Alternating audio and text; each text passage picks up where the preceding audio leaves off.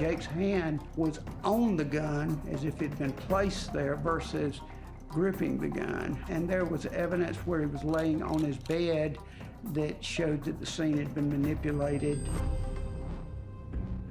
This is physical, hard evidence that you cannot fabricate.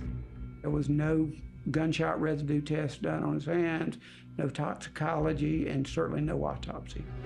That is when he presented it to the DA. The DA looked at him and said, "You're right." Just 6 months after Jake's tragic death, Lee makes more discoveries. A complex picture of Susan Fortune emerges. We found out that she had been married multiple times. She had a history of domestic violence. A gentleman that she lived with before she moved in with Jake, there was actually restraining orders taken in that case. He ended up moving out of state. He was in Florida at the time. Lee tells the family something else unsettling about another of Susan's past relationships.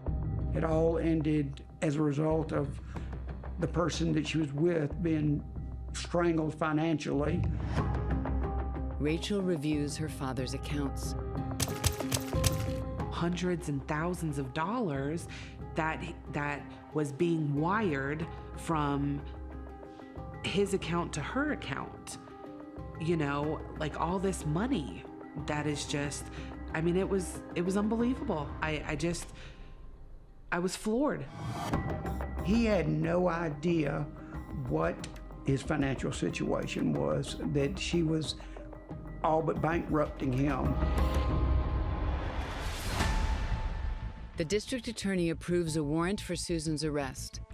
Police know she's in Florida. They arrest her, charge her with murder, and return her to Albany. But a shock awaits Jake's family. Even though she was arrested when she was charged, they let her out on a bond. She was on house arrest, so not only that, but you know how uncomfortable it is to maybe be in your local grocery store and even a minor happenstance of seeing her. It was extremely uncomfortable being out in public. You know, you're walking on eggshells. You never know. Am I gonna run into her? So that was terrifying. I'm like, you have a murderer on the street with an ankle monitor? But Lee constantly had to remind me, constant. I fought him tooth and nail. The justice system says you are innocent until proven guilty. Well, we already had her proven guilty in our mind, so I was following my own path. As she's awaiting trial, the DNA results come in from the hairbrush found by Rachel and Will.